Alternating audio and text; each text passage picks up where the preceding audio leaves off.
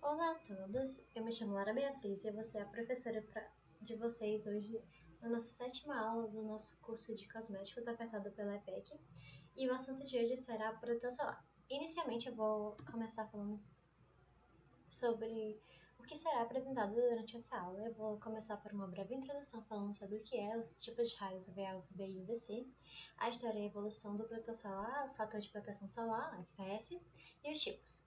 Depois a gente vai entrar na composição, os componentes químicos do protetor solar, onde teremos solventes, filtros químicos e físicos, emulsificantes, controladores de viscosidade, hidratantes, umectantes, antioxidantes, anti-inflamatórios, antimicrobianos, ajustadores de pH, absorventes de óleo, suor de óleos e, por fim, os perfumes. Depois focaremos num assunto mais voltado para a engenharia química, que é a produção em si, falando sobre as etapas do processo e os equipamentos que são utilizados nela. Depois seguiremos para o controle de qualidade e a legislação que regem sobre o protetor solar, os aspectos econômicos tanto nacionalmente quanto globalmente, o impacto ambiental e, por fim, veremos uma perspectiva sobre o mercado do protetor solar, o que se espera dele nos próximos anos.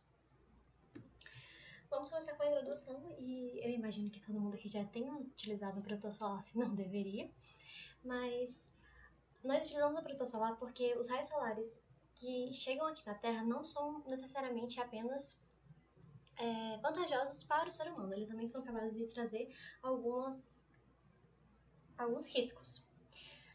Como as luzes solares afetam o corpo humano, variam com inúmeros fatores, por exemplo, a sua quantidade de melanina, a frequência que você é exposto, o horário do dia, sua posição geográfica, entre outros.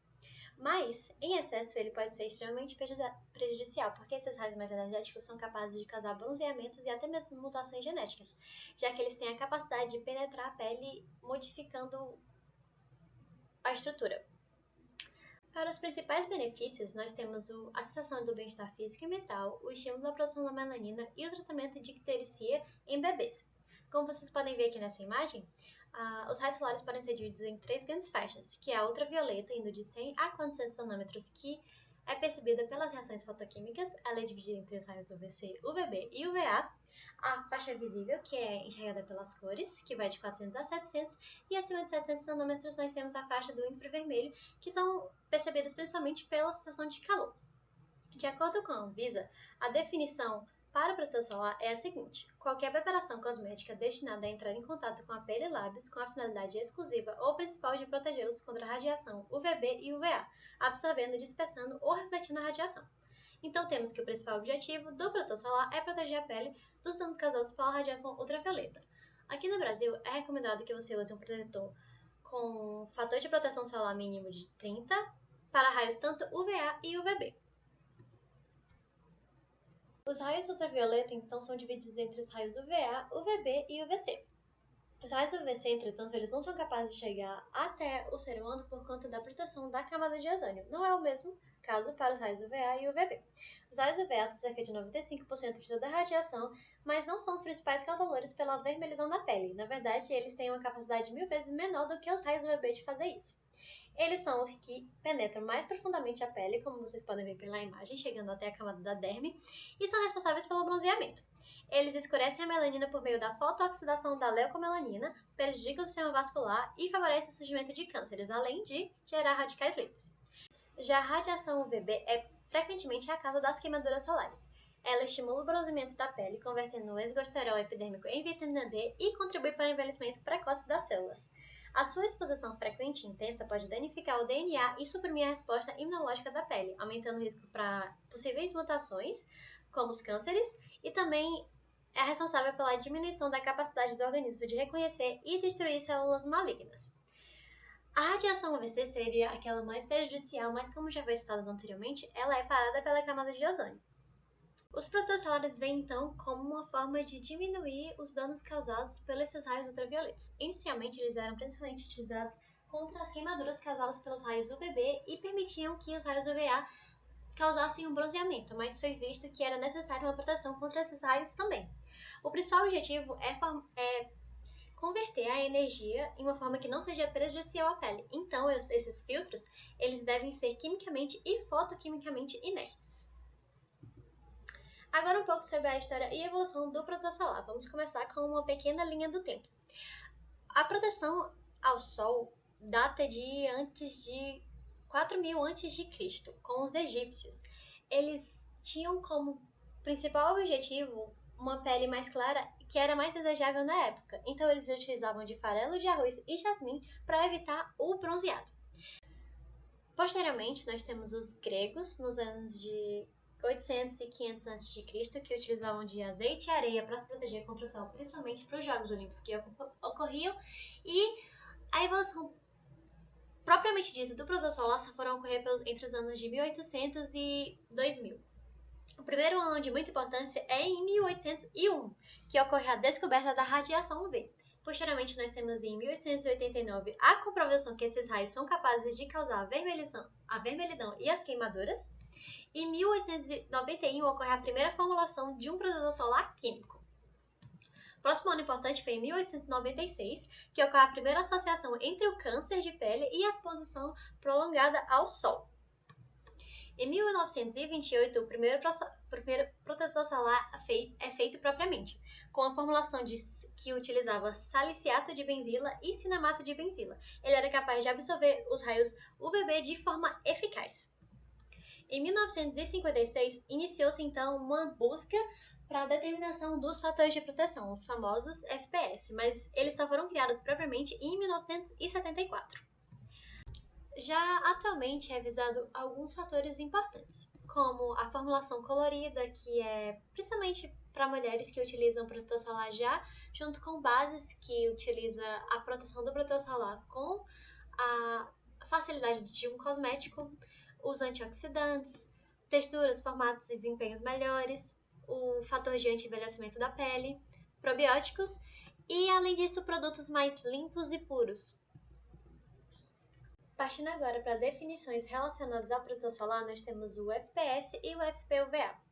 O FPS é o fator de proteção solar e trata-se de um índice que informa quanto tempo alguém pode ficar exposto à luz solar sem que a pele crie nenhuma vermelhidão. Ele basicamente se refere ao nível de proteção contra os raios UVB. A depender do indivíduo, a quantidade de tempo que leva para você ficar com a vermelhidão na pele é diferente. Mas basicamente o FPS indica a quantidade de vezes a mais do seu tempo original você levaria para ficar vermelho. Por exemplo, se você demora 30 minutos para ficar com a pele vermelha e você passa um protetor só lá com um FPS de 15, você leva 30 vezes 15 minutos para começar a ficar vermelha. A Anvisa sugere que você utilize um protetor com fator de proteção solar de pelo menos 15, mas a maior recomendação é 30. Análogo ao FPS, nós temos o FPUVA ou PPD, que em tradução direta significa escurecimento persistente do pigmento, só que ele é relacionado aos raios UVA. O mínimo recomendado para ele é um fator de 10 e a Sociedade Brasileira de Dermatologia recomenda a reaplicação de protetor solar a cada 2 horas, mas depende de fatores decisivos como o jeito que você aplica, a quantidade, se você entra em contato com a água ou não, entre outros. Agora falaremos então sobre os tipos de protetores solares. Temos principalmente 2 tipos, o físico e o químico. Para o caso do físico, ele cria uma barreira palpável entre os raios solares, então eles não são capazes de entrar efetivamente em contato com a pele. E os químicos, os raios não conseguem voltar porque eles são neutralizados pelo produto. Também existem variados tipos de textura e filtros no mercado, tipo o líquido, que é uma textura fluida, que é mais recomendado para pessoas com pele oleosa ou com tendências a acne, uma entidade que serve justamente para prevenir o envelhecimento, porque eles possuem maior quantidade de vitamina C, com cor, oil free, que não possui óleo no composto, que é ideal para quem possui uma pele mais acneia ou oleosa. Mas tem diversos outros, como gel, serum, mousse, em pó, espuma, spray, bastão, entre outros. Agora então nós vamos partir para um videozinho para finalizar essa parte de introdução sobre o protetor solar.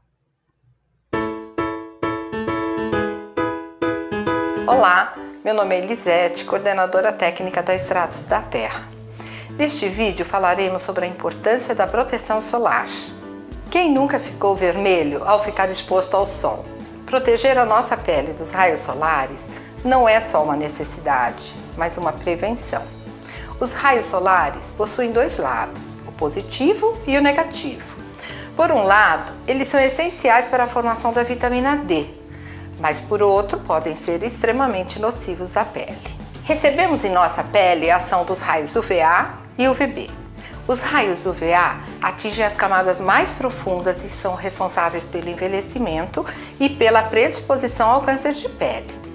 Eles nos atingem da mesma forma, no inverno e no verão. Por isso, a importância de utilizar protetores em todos os momentos, durante todo o ano. Já os raios UVB são parcialmente bloqueados pela camada de ozônio e que conseguem ultrapassar essa barreira são responsáveis pelas queimaduras solares, vermelhidão, que acarretam o surgimento de manchas e envelhecimento precoce. Os protetores solares devem fazer parte da nossa rotina diária e deve ser usado em todas as regiões que ficam expostas. Muitas pessoas não entendem a importância de utilizar e aqui temos alguns motivos. Quando somos expostos ao sol sem nenhum tipo de proteção, causamos um grave dano ao DNA. Esse dano irá gerar um colapso na produção de colágeno e elastina, que irão acelerar o processo de formação de rugas e manchas. Além disso, pode gerar algo muito pior, que é o câncer de pele. Conseguimos minimizar tudo isso utilizando o protetor solar diariamente. O produto cria uma barreira na pele e impede que os raios solares alcancem nossa pele. Lembrando que os raios UV também estão presentes nos dias nublados e chuvosos, além de serem gerados por lâmpadas, tela de computador, televisores. E para a proteção ser efetiva e continuada, sempre devemos reaplicar o protetor a cada 2 horas.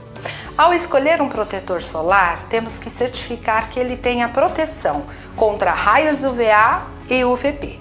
E como entendemos esses fatores de proteção? Podemos colocar dessa forma: se uma pessoa sem protetor solar demoraria cerca de 2 minutos para começar a se queimar, o fator de proteção 30 irá fazer com que a pele demore 30 vezes mais para ficar vermelha e queimada, ou seja, 60 minutos. Quando o fator de proteção UVB é 30, o FPUVA deve ser 1/3 dele, ou seja, 10. Sendo assim, nossa pele demora 10 vezes mais tempo para absorver os raios UVA, aqueles que atingem as camadas mais profundas da pele. O protetor solar deve ser usado diariamente. Temos vários tipos que se adequam a cada pele. Primeiramente, temos os protetores comuns com diferentes níveis de proteção e apelos. Nesse caso, o FPS 20 é o diferenciado e ele é ideal para peles oleosas, acneicas, por ter ativos controladores de oleosidade. Já o FPS 30, 45 e 50 possuem fórmulas parecidas e são indicados para todos os tipos de pele. O diferencial desses três é o fato de conter um ativo chamado coenzima Q10, que é um potente anti-age. Já o mais indicado para mulheres que usam maquiagem todos os dias são as bases protetoras, que além de proteger a pele, irão deixar a pele uniforme, tonalizada, sem necessidade de utilizar mais de um produto. Escolha o seu e tenha a sua pele protegida, cuidada e livre dos efeitos nocivos do sol.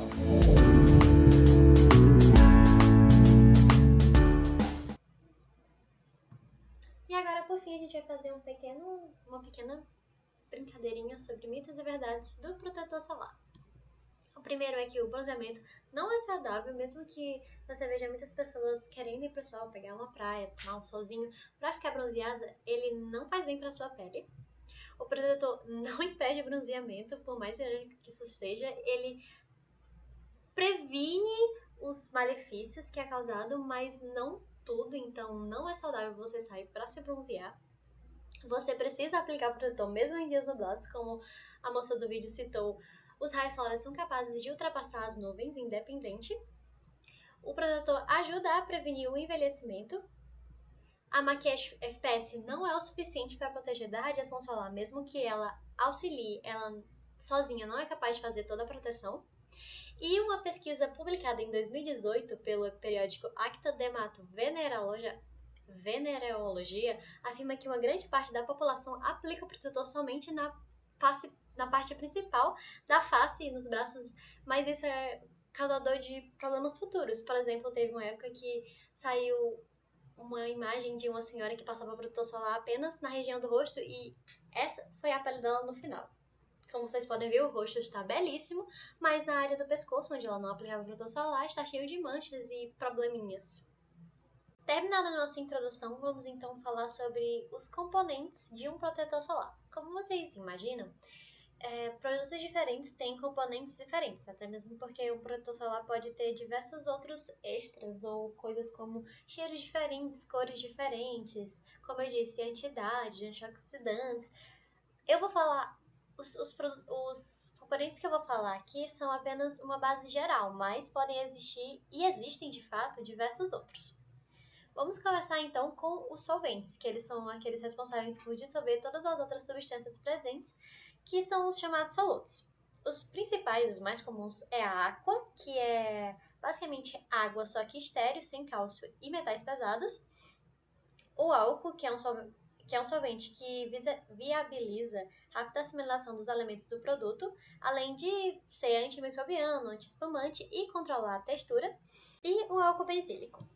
Para os filtros químicos, orgânicos e físicos, que têm como função absorver a radiação e impedir os raios solares de fazer contato direto com a pele, temos alguns exemplos a seguir. Para os filtros orgânicos, nós temos o octocrileno, que atua como um filtro contra os raios UVA, mas também protege um pouco contra os raios UVB. O butilmetoxidibenzoil metano 5% é um filtrante para raios ultravioleta tipo A fotoinstável, que precisa ser associado com o octocrileno. O ácido fenilbenzimidazol sulfônico 8% é um filtrante UVB com baixa proteção aos raios UVA, mas ele é solúvel em água e é capaz de reduzir a oleosidade do cosmético. Tanto o amoxalato 15% quanto o saciliato de etilexil 5% são filtrantes para raios UVB. O bis-etilexifenol metoxifeniltriazina é um filtrante UVA e UVB que é capaz de estabilizar a avobenzona. O dietilamino hidroxibenzoil exilbenzoato 10% é um filtrante para raios UVA de extenso espectro com uma estabilidade à luz, mas ele não é aprovado em alguns países como, por exemplo, os Estados Unidos. O Meroxil SO é um filtro para raios tipo UVB, no caso, desculpa, e o Meroxil SX é um filtrante para raios tipo UVA. Já para os filtros físicos, nós temos o óxido de zinco, que é um filtrante para raios UVB, mas protege um pouco contra raios UVA, e o óxido de zinco, que é um filtrante tanto UVA quanto UVB. Agora, para os emulsificantes, que são aqueles que têm a capacidade de atrair moléculas que normalmente seriam repelidas como água, tipo óleos e gorduras, temos alguns exemplos. A maioria desses são apenas emulsificantes, mas podem ter alguma característica a mais. Por exemplo, alguns são amaciantes, amolecedores, alguns proporcionam hidratação e suavidade, outros são capazes de criar camadas protetoras, entre outros. Para o controle de viscosidade, que, como o nome sugere, são aqueles que são capazes de controlar a viscosidade do produto, que facilita a formulação, temos alguns exemplos principais, sendo ele o amido de mandioca, que ele é um pó branco que facilita a aplicação tópica e dá consistência aos cosméticos, o crosspolímero de metilmetacrilato, que cria uma camada protetora e aumenta a espessura do filtro solar, e o poliisobuteno, que é capaz de formar um filtro fino sobre a pele, que contém principalmente lipídio de cadeias extensas.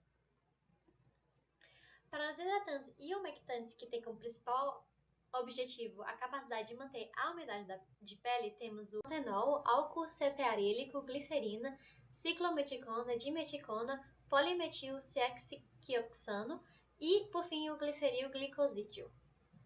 Para os antioxidantes, que são substâncias que protegem as células do material genético da oxidação, que previne os radicais livres que estão diretamente relacionados com o envelhecimento da pele, e os anti-inflamatórios, que são utilizados para impedir ou diminuir o processo inflamatório, temos três principais. O acetato de tocoferol, que é antioxidante e preserva as células contra os danos causados da oxidação. O ácido glicirretínico, que tem capacidade tanto oxidante quanto anti-inflamatória e antimicrobiana, e o 30.800, que é um corante com propriedades antioxidantes.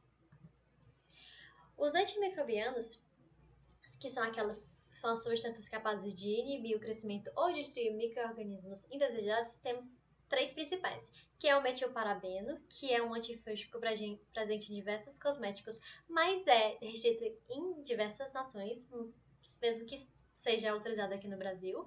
O fenoxietanol, que é uma substância bactericida comumente empregada em cosméticos para preservação, e o álcool benzílico, que é tanto utilizado como fragrância como antimicrobiano, além de ser capaz de regular o pH e solver componentes do produto.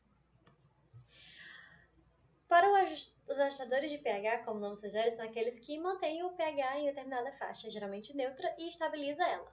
Os principais são o hidróxido de sódio, que é utilizado quando se busca um pH neutro, e o EDTA, que associa os metais presentes na água prevenindo alterações indesejadas nos componentes, como as mudanças de cores, odor e a degradação de antioxidantes.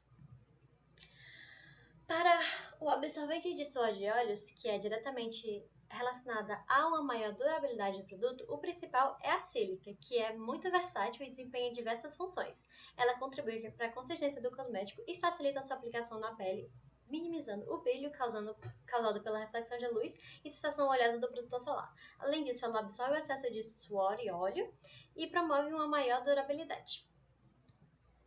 Para perfumes, que basicamente são que dão determinada fragrância ao produto, temos principalmente o citronelol, que dá um cheiro relacionado ao aroma de rosas, a cumarina, que tem um aroma de baunilha, o eugenol, que tem uma fragrância de cravo da Índia, o geraniol, que é um aroma de rosa, o limoneno, que é de frutas cítricas, o linanol, que é herbáceo, e por fim, o butifenil metilpropianol, que é um aroma doce e floral, mas ele é banido em determinados países, como, por exemplo, ele é banido em toda a União Europeia.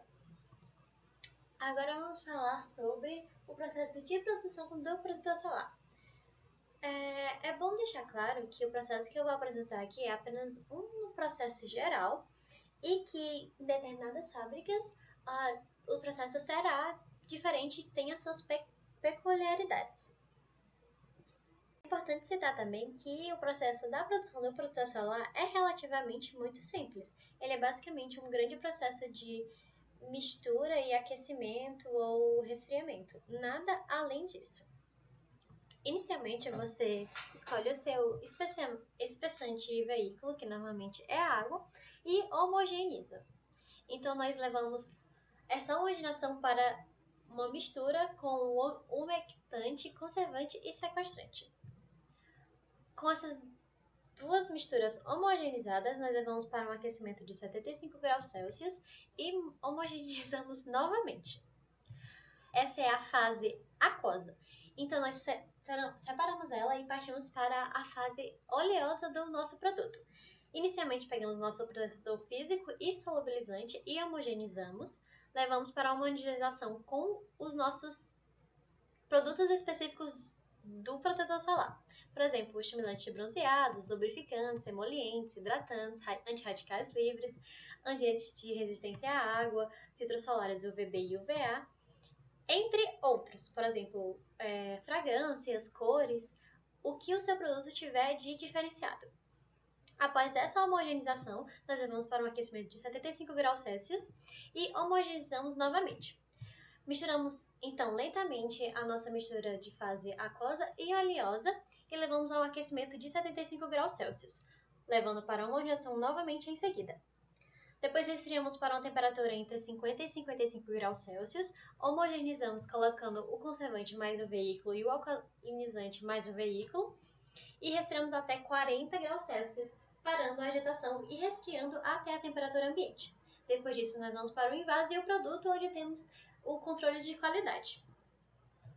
Sobre os equipamentos, são utilizados principalmente reatores bateladas com capacidade de mistura e controle de temperatura. Mesmo se tratando de equipamentos relativamente simples e comuns em grandes indústrias, alguns possíveis problemas são capazes de ocorrer se você fizer uma má escolha. Por exemplo, a dispersão ineficiente, já que alguns ventiladores podem ter dificuldade em dispersar aqueles componentes que são mais viscosos, o que leva à inconsistência de textura e a fator de proteção. Incorporação de ar, que quando escolhida uma potência incorreta, pode acontecer a introdução do ar, que afeta na estabilidade e na textura. Emulsificação incompleta, que pode impactar diretamente a eficácia do produto, caso o seu ventilador não consiga atingir uma emulsão estável e homogênea. E, por fim, perda de material, que está relacionado diretamente ao gasto de dinheiro com o maquinário. Agora eu vou mostrar para vocês um vídeo. Eu peço perdão logo com antecedência porque o vídeo está em espanhol, mas ele é relativamente simples de entender, mas é um acompanhamento de um jornalista a uma indústria de protetor solar, para vocês verem de fato como o proceso acontece. En la Segunda Guerra Mundial, los soldados sufrían grandes quemaduras en su piel tras pasar largas jornadas expuestos al sol. Había que crear urgentemente algo que los protegiera de los rayos ultravioleta. Y fue en 1944 cuando el farmacéutico Benjamin Green descubrió que la parafina, extraída del petróleo, creaba una fina capa sobre la piel que evitaba que los rayos la traspasaran y la quemaran. Hoy día, en Santander, se investiga sin descanso para conseguir productos cada vez más naturales que nos protejan al máximo de todas las radiaciones. Nos lo cuenta Jorge. No solo cuando vayamos a la playa, también cuando salgamos a pasear. Los dermatólogos recomiendan que utilicemos protector solar siempre, porque el sol a largo plazo puede provocar terribles enfermedades en nuestra piel. Pero, ¿qué número debo utilizar? ¿El 20 o el 50? ¿En qué se diferencia una crema de otra? Vamos a descubrirlo. Vamos a fabricar protectores solares.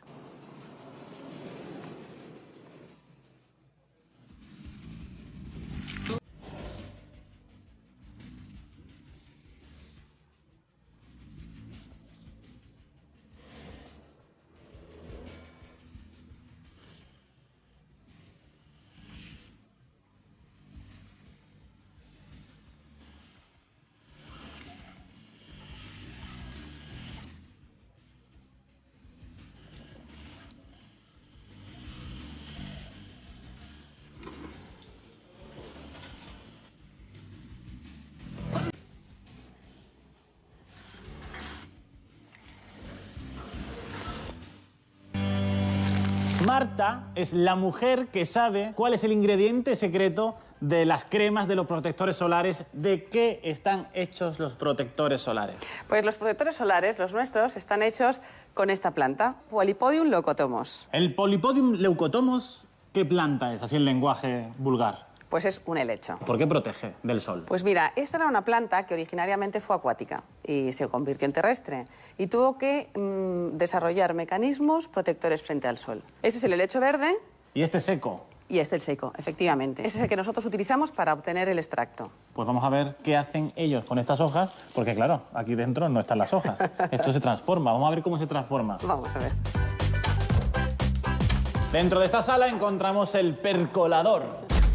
El percolador, para que ustedes lo entiendan bien, es esta inmensa olla. En ella se va a preparar una infusión de Polypodium leucotomos. El agua, al contacto con este helecho, absorberá las propiedades. Finalmente, el líquido es filtrado dejando atrás los pozos.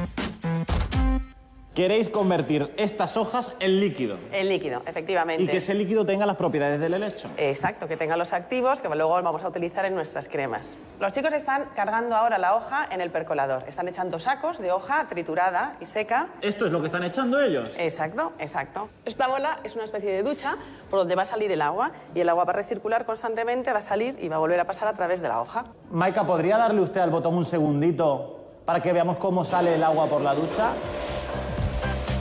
Vale, ya está.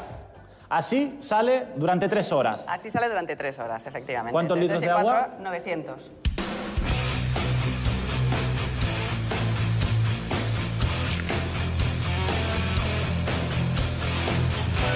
Nobody loves no one.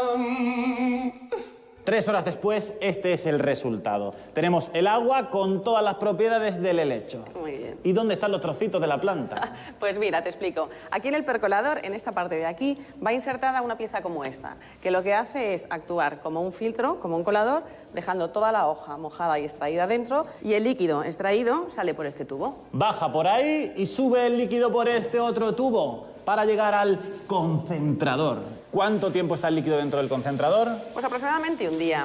Y lo que pasa es que las propiedades del helecho se concentran. Se concentra. Agua que se evapora, pero lo que no se evapora son las propiedades del helecho. No, las conseguimos conservando todas aquí. De forma que tendremos al final menos líquido, pero más rico. Más rico en activos, exactamente. Aquí echamos 900 litros. 900. ¿Cuántos salen un día 30. después? ¿Sabes, Marta, una cosa? Se parece a Julio Otero un poco usted.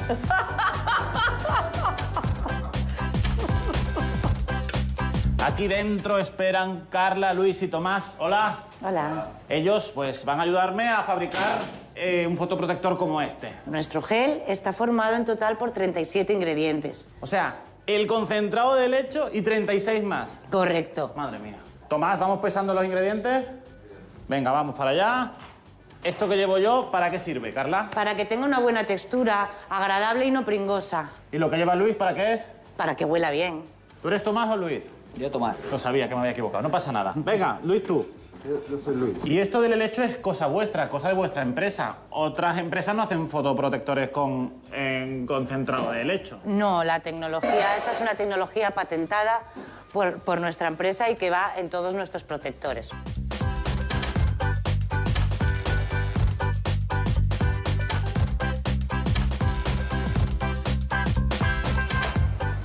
Y esta es la sala donde fabricamos nuestro fotoprotector. ¿Qué cantidad de ollas? ¿Has visto? Esto sería la olla principal. Exacto. Que tiene agua hirviendo. Sí. Donde se están preparando por grupos otros ingredientes. Vale, voy a cotillear un poco. A ver qué hay aquí dentro. ¿Esto qué es? Este es nuestro helecho, el extracto de Polypodium. Pero ha cambiado de color. No, realmente es lo mismo, solo que con la agitación ha salido algo de espuma, pero sigue siendo el mismo color. Más ollas por aquí. ¿Qué es esto? Pica. Esto es para dar la textura final del producto, para que no sea pegajoso. ¿Eso qué es lo que es? Estas son las grasas en las que están nuestros filtros clásicos. Vosotros tenéis el helecho y luego estos filtros son los que tienen todas las cremas. Exactamente. ¿Cuántos filtros hay ahí dentro? Aquí tenemos 6 filtros. Dependiendo de la combinación de filtros, de lo que echéis de uno o de otro, vamos a tener un SPF, que se llama un numerito diferente. Correcto. ¿SPF qué quiere decir? SPF es factor de protección solar, que es el tiempo que tú puedes estar expuesto al sol sin quemarte respecto a si no llevases el producto. Una Podrías crema del estar- factor 20. Sí. Si yo tardo 5 minutos en ponerme rojo sin crema, con una crema del 20, podría estar 1 hora sin quemarme. Sin quemarte. Si vas a estar más tiempo, debes reaplicarte la crema. Cuando hablamos del numerito, del 12, del 20, del 50, estamos hablando de los rayos UVB. Hay más radiaciones y cuando compramos un fotoprotector tenemos que fijarnos en que cubra el máximo de ellas. Este que estamos fabricando, ¿de qué radiaciones protege? Protege de UVB, como bien decías, UVA, visible de alta energía y del infrarrojo. La radiación solar se distribuye desde el infrarrojo hasta el ultravioleta. Están los UVA de largo alcance y los UVB de corto alcance, ambos peligrosos y una de las principales causas del cáncer de piel. Pero aquí no acaban los riesgos. También es dañina la luz visible de alta energía causante de enfermedades oculares o la radiación infrarroja, responsable de las arrugas y de la flacidez de la piel. En el fondo, ponernos rojos es lo de menos. Lo importante es que el protector, ¿no?, proteja de daños futuros. Exacto, por dentro y Manchas. por fuera. Arrugas. Y poder prevenir el cáncer de piel. Con el Polypodium lo que tenemos, ya tenemos dentro del reactor de la olla todos los ingredientes. Correcto. ¿Cuántos kilos de crema de protector solar vamos a hacer? 2000. Cerramos la olla. Pues ahora lo tenemos 2 horas mezclando, como mínimo, y hasta mañana de reposo.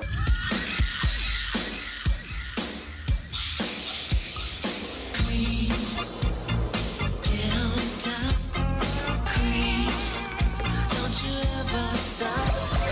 Cream should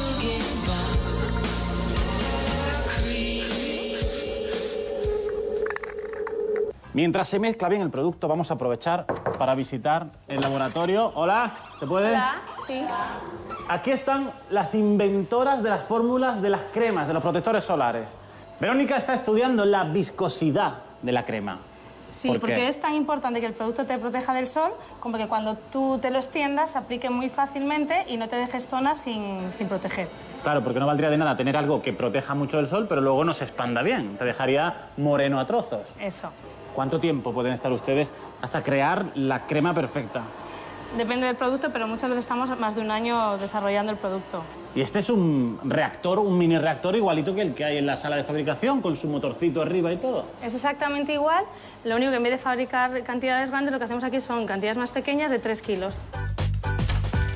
Pero claro, hay gente que es alérgica a las cremas, hay gente que tiene la piel muy hidratada, muy sensible, otras pieles más grasas, eso hay que tenerlo en cuenta también. Hay distintos tipos de fotoprotector dependiendo del tipo de piel. Tenemos crema fluida para piel seca, textura gel para piel mixta grasa. Y esto es un gel texturizado en aire para dar mayor sensación de frescura. Varias preguntas rápidas, muy rápidas, y ya me voy y les dejo trabajar. ¿En el agua el sol quema más? Sí, porque por un lado se te está yendo el producto con el agua y por otro lado la luz solar refleja en el mar. Cuando está nublado, ¿el sol quema más? Aunque ya esté nublado, también pasa la radiación solar. Un día después, el producto ya ha reposado y está listo para envasarse. Alfonso es la persona que mejor conoce la máquina envasadora, es el jefe de producción. Eso es. Aquí llega por un lado la crema y por otro el tubo. Este es un tubo vacío. Os llegan ya con el tapón puesto Eso es, y efectivamente. abiertos por debajo. Los tubos se recogen, se colocan en vertical. Y luego hay una serie de palos. ¿Qué hace cada palo? El primero lo que hace es nos coloca el tubo en la altura que necesitamos.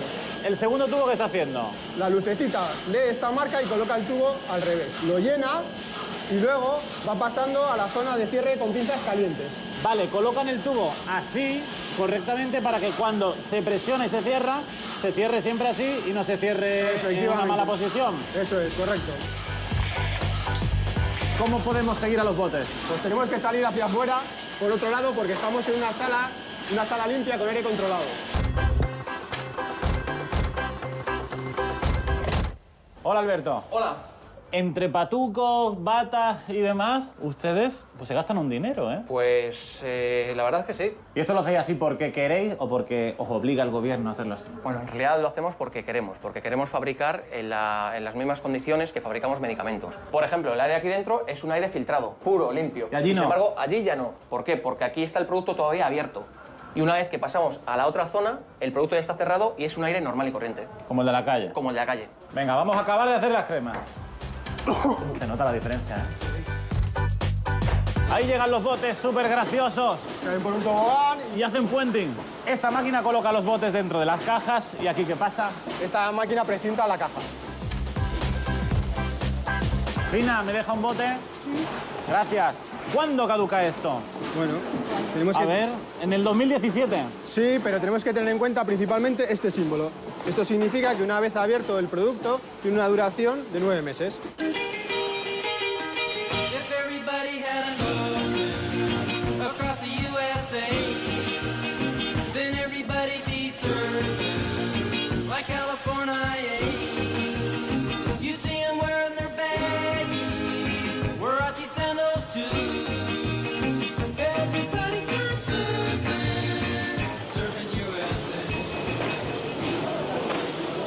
Cápsulas que protegen del sol. Estoy alucinando. Vamos a fabricarlas, Marta, rápidamente. Muy rápidamente te explico. Mira, esto es almidón de maíz. Vamos a mezclarlo con nuestro concentrado, con nuestro extracto de lecho, y lo vamos a tener en esta máquina, mezclando y secando durante unas 8 horas.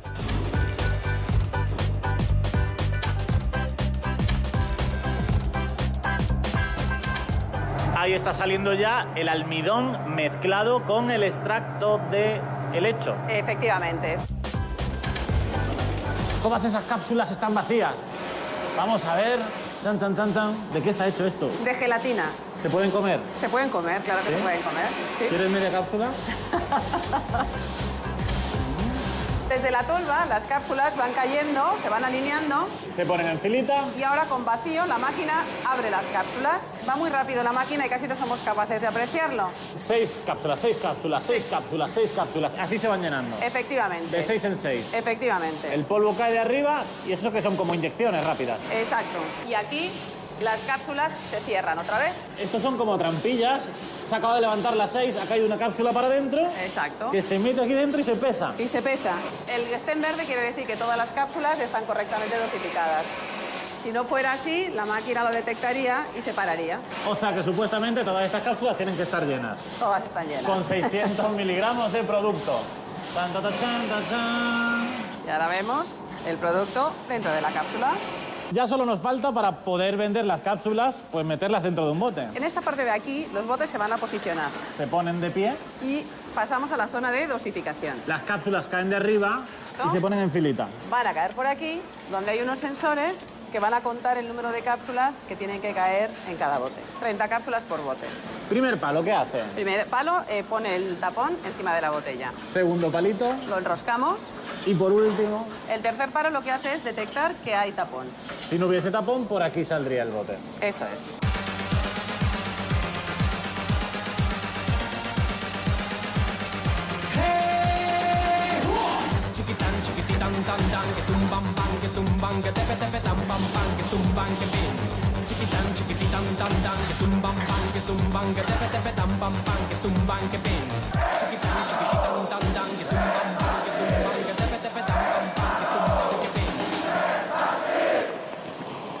Maite, además de ser muy guapa y tener un ojo muy grande, es dermatóloga. Hola, Maite. Hola, ¿qué tal?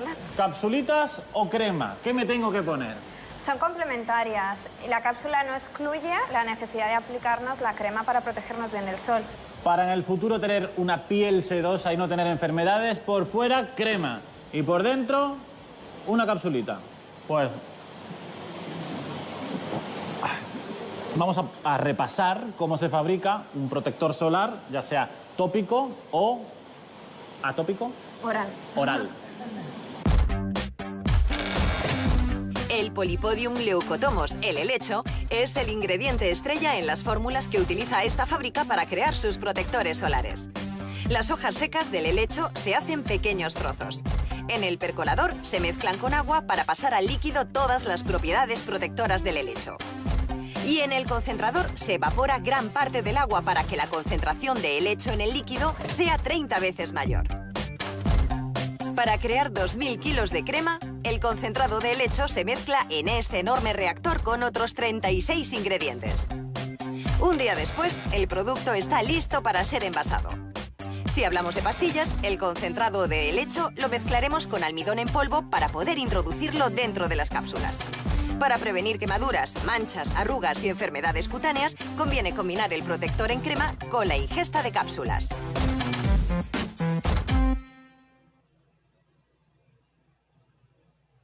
Como vocês podem ver, nesse vídeo o principal ingrediente para proteção solar é essa planta que eles mostram.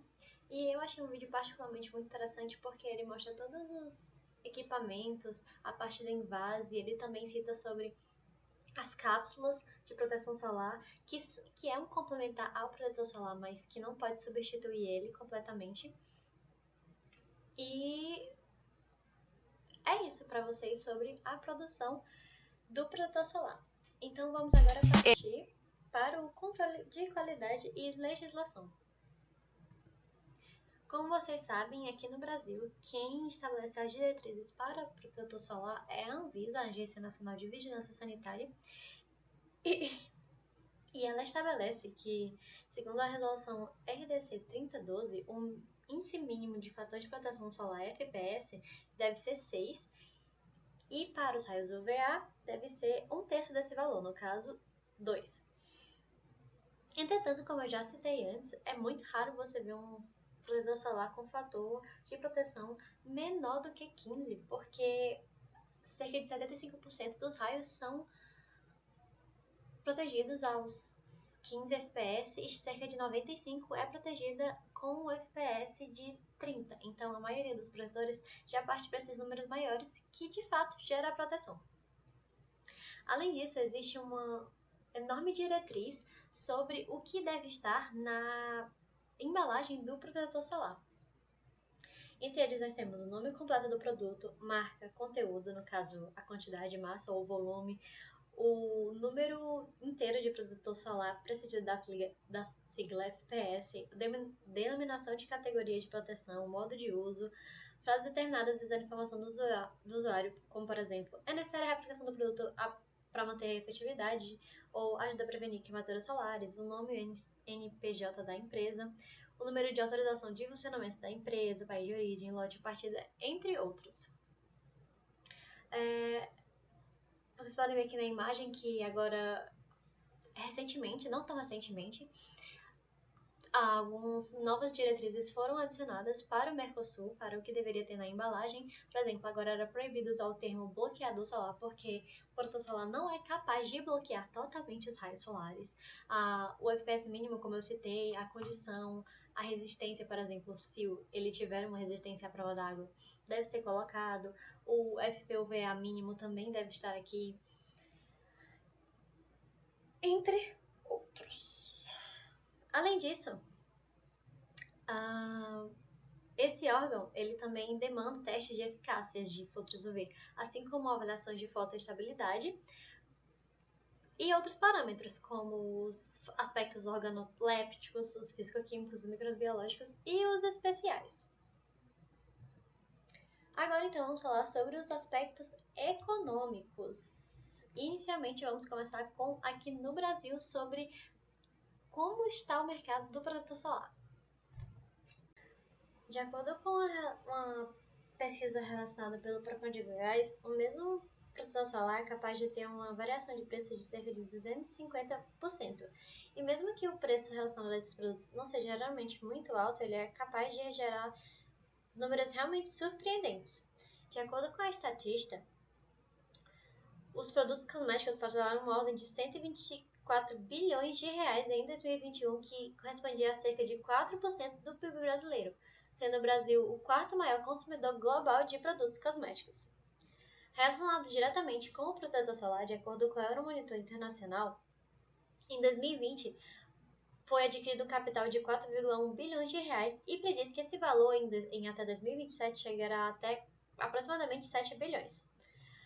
A Scantec ainda fez uma pesquisa e deduziu que as vendas relacionadas com protetores e bronzeadores teve um aumento de cerca de 61% quando comparado aos anos de 2022 e 2023. Ao longo vocês podem ver as características que definem a escolha de compra de um protetor. E as principais são marca, preço, indicação de terceiro, sensação provocada na pele e textura. E o mais irônico é que apenas 1,2% dos consumidores escolheu eficácia como fator de decisão para a compra desse produto, o que fala muito sobre o mercado brasileiro em si. Agora, mais alguns dados. Temos que a variação de 2015 para 2020 foi de cerca de 1,1%, mas a esperança para 2025 é que esse valor aumente em cerca de 14,5%. Isso se dá principalmente porque, por conta do aumento dos buracos na camada de ozônio, os riscos relacionados aos raios ultravioletas estão cada vez maiores. Então, cada vez mais temos um aumento desse tipo de consumidor. Temos aqui também os principais fabricantes de protetor solar no Brasil, e os três principais são Johnson & Johnson, L'Oréal e Beiersdorf, com cerca de, somando tudo, mais de 50% do mercado é deles. Agora, em um âmbito mais global, de acordo com a Euromonitor de 2020, o total arrecadado com venda de protetores solares foi cerca de 10,8 bilhões de dólares e a previsão para 2025 é que esse número aumente para 13,4. Os três principais países são os Estados Unidos, a China e o Brasil, mas espera-se que a China ultrapasse os Estados Unidos em até 2025. Vamos agora então falar sobre os impactos ambientais dos protetores solares. Em 2020, a revista científica Science Direct encontrou diversos filtros solares em diversos níveis da cadeia alimentar. E isso acontece por conta de um fenômeno muito interessante, que é nós aplicamos o nosso protetor solar na nossa pele e vamos para corpos de água, como rios, lagos ou mares. Isso faz com que os microplásticos presentes na nossa pele do protetor solar acabem indo para a água e os peixes acabam ingerindo essas micropartículas, fazendo com que peixes maiores se alimentem desses peixes e esses peixes sejam de volta alimento para nós seres humanos e acabamos ingerindo esses microplásticos. Além disso, os microplásticos e os protetores solares estão diretamente relacionados com a diminuição da biodiversidade global. De acordo com um estudo relacionado pelo Programa das Unidades Unidas para o Meio Ambiente e pela União Internacional para a Conservação da Natureza, revelam que cerca de quase 80% dos corais do Caribe já desapareceram nos últimos 50 anos. Relatórios de instituições como a Water Joint Program Initiative, a Unesco e a União Europeia alertam para o aumento da contaminação por parte dos fotoprotetores na água, o que é um problema porque não existe uma legislação propriamente contra esse tipo de problema ambiental, já que os fotoprotetores estão dados como poluentes emergentes, assim como os detergentes, produtos de higiene, medicamentos e hormônios. Por fim, nós vamos dar uma pequena passada sobre qual é o futuro do protetor solar, quais são as expectativas relacionadas a eles. As futuras propostas giram principalmente em torno de 3 aspectos, que é uma proteção cada vez mais aprimorada, aumentar as pesquisas, os estudos para aumentar o alcance da proteção UV, a personalização, protetores personalizados baseados em tons e tipos individuais de pele e suas respectivas preocupações, como peles mais oleosas, e, por fim, a integração aos cuidados da pele, protetores que ofereçam um anti-envelhecimento, um hidratante, entre outros benefícios. E com isso eu concluo a minha apresentação sobre protetores solares. Eu espero que vocês tenham, pelo menos, compreendido um pouco e tenham gostado da minha apresentação. Eu agradeço a todos a presença. E, por fim, tenho aqui as referências bibliográficas para a criação desse slide, mas todas as referências detalhadamente estão na apostila que vocês receberam do curso de cosméticos. Obrigada!